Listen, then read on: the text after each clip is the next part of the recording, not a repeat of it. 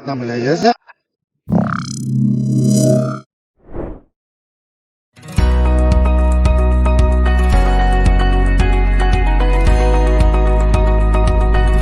Assalamualaikum warahmatullahi wabarakatuh. Bertemu lagi dengan saya. Di video kali ini kita akan melanjutkan membahas mengenai delivery strategi untuk multimedia persuasi. Dan di video kali ini insya Allah akan menjadi series yang terakhir terkait delivery strategi. Khususnya di video kali ini kita akan membahas mengenai ethos, pathos, dan logos. Konsep ethos, pathos, dan logos sebenarnya sudah dikenal sejak zaman Yunani kuno. Konsep ini dikenalkan oleh seorang filsuf Yunani yang terkenal namanya Aristoteles. Makanya dikenal juga istilah retorika Aristoteles. Istilah retorika bisa diartikan sebagai suatu seni untuk melakukan persuasi atau seni untuk membujuk seseorang. Nah, menurut Aristoteles, agar sebuah retorika bisa berjalan lebih bagus, maka ada 3 mode yang bisa digunakan, yaitu ethos, pathos, dan logos tadi itu. Nah, pertama-tama kita akan membahas terlebih dahulu mengenai ethos.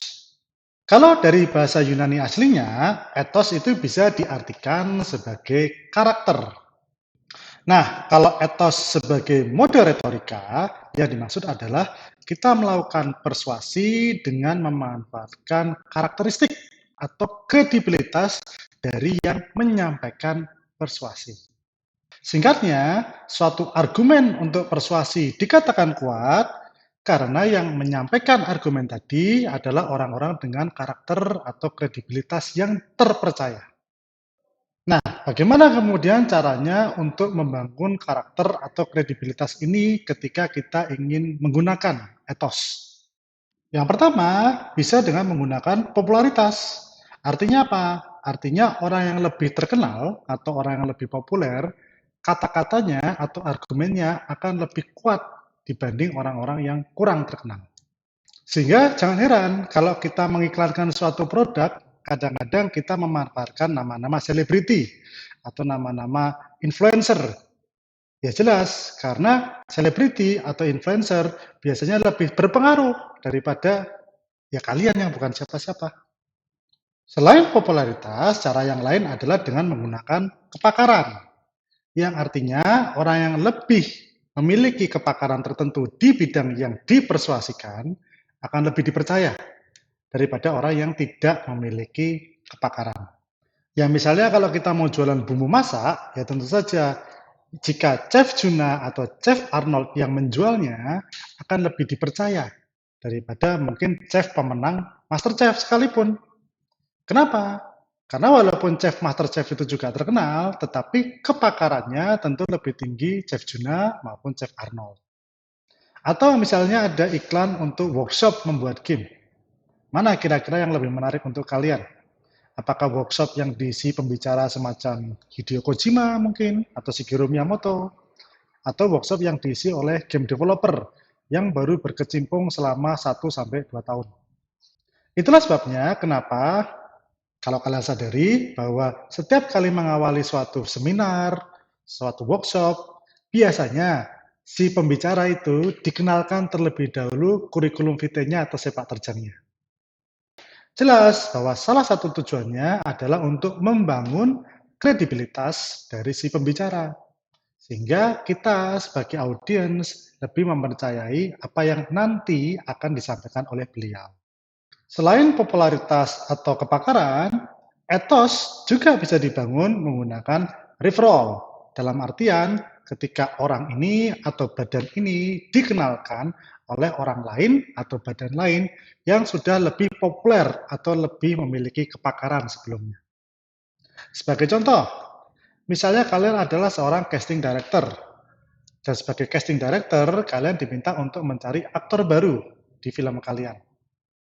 Nah, misalnya nih, ada Nicholas Saputra yang datang mengenalkan aktor baru kepada kalian. Kemudian ada lagi aktor lain yang dikenalkan oleh seorang pemeran figuran.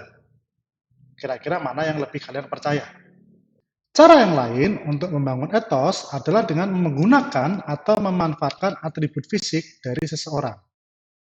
Atribut fisik inilah yang menyebabkan mengapa orang-orang yang lebih tampan, lebih cantik, atau orang-orang yang menggunakan jilbab, menggunakan peci, atau menggunakan baju formal, pakai dasi, dan macam-macam, itu bisa kita lebih percaya daripada mereka yang mungkin bertampang biasa, atau menggunakan kaos oblong, dan lain-lainnya.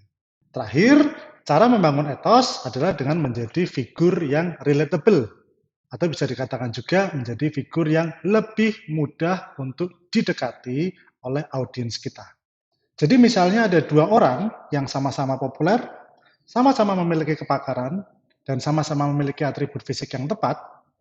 Nah, di antara dua orang ini, yang lebih mudah didekati atau lebih down to earth, biasanya dialah yang lebih mudah dipercaya. Sekali lagi saya ulangi, etos adalah suatu strategi atau mode persuasi yang memanfaatkan karakter atau kredibilitas dari seseorang.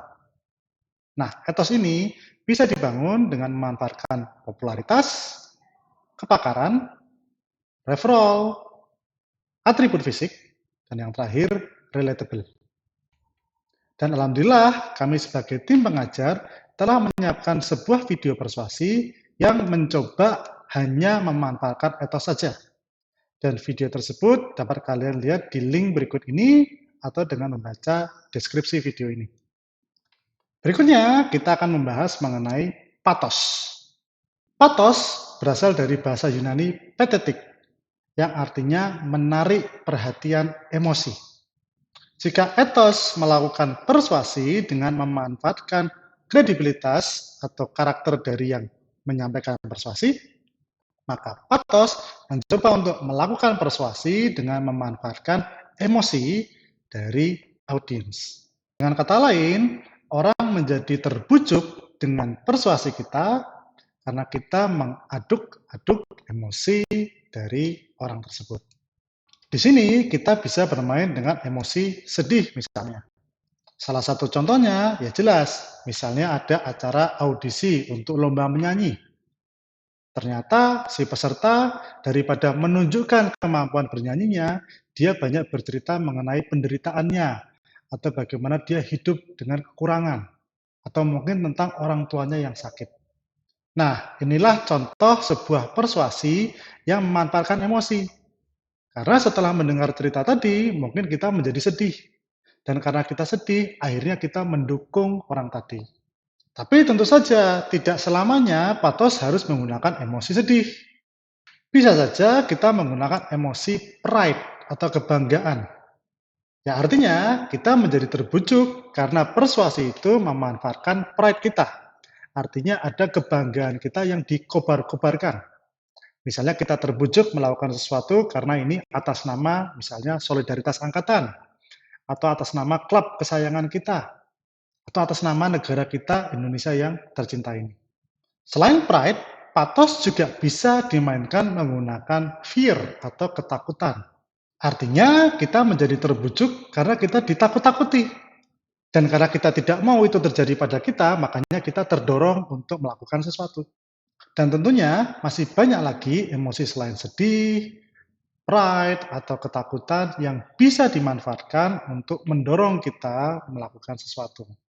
Jadi saya ulangi sekali lagi bahwa pathos adalah sebuah mode atau strategi persuasi di mana kita mencoba untuk membujuk seseorang dengan memanfaatkan perasaannya atau mengaduk-aduk perasaannya.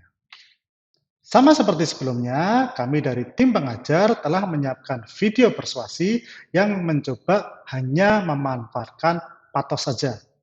Dan kalian bisa lihat di link berikut ini atau di link yang ada di deskripsi. Terakhir, kita akan membahas mengenai logos. Seperti sebelumnya, logos juga berasal dari bahasa Yunani yang berarti logika atau akal.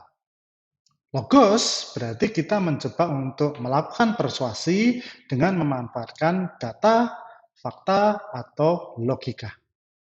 Jadi, jika etos memanfaatkan karakter atau kredibilitas dari si pembicara, dan pathos memanfaatkan emosi dari si audiens, nah, logos lebih fokus pada pesan yang disampaikan dari pembicara kepada audiens.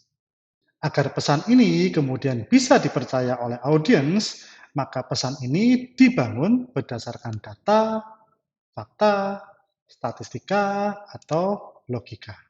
Kemudian pesan tadi juga disampaikan dengan lebih terstruktur, ya standar logika.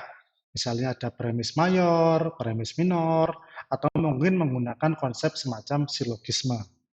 Nah, persuasi menggunakan logos adalah persuasi yang paling sukses jika audiens kita bisa menarik kesimpulan sebelum kita memberikan kesimpulan itu. Contoh logos ya, misalnya kita memberitahu bahwa salah satu penyebab tingginya emisi gas karbon di udara adalah karena kita sering menggunakan kendaraan. Itulah sebabnya kita perlu mengurangi menggunakan kendaraan pribadi dan lebih mengutamakan menggunakan kendaraan umum. Untuk apa? Ya jelas, untuk mengurangi jumlah kendaraan di jalan. Selain itu, dengan berkurangnya jumlah kendaraan di jalan, tentu saja ini akan menurunkan kemacetan. Sama seperti sebelumnya, kita juga sudah menyiapkan video persuasi yang mencoba hanya memanfaatkan logos saja. Dan video tadi juga bisa didapatkan di link berikut ini atau link yang ada di deskripsi. Itu saja yang bisa saya sampaikan. Jadi sekali lagi, etos, patos, dan logos merupakan bagian dari retorika Aristoteles yang mencoba untuk menyusun persuasi dengan memanfaatkan etos, yaitu karakteristik atau kredibilitas dari si pembicara, patos yang memanfaatkan emosi dari audiens, dan yang terakhir yaitu logos yang memanfaatkan logika, data, atau fakta. Sekian dari saya, terima kasih. Assalamualaikum warahmatullahi wabarakatuh.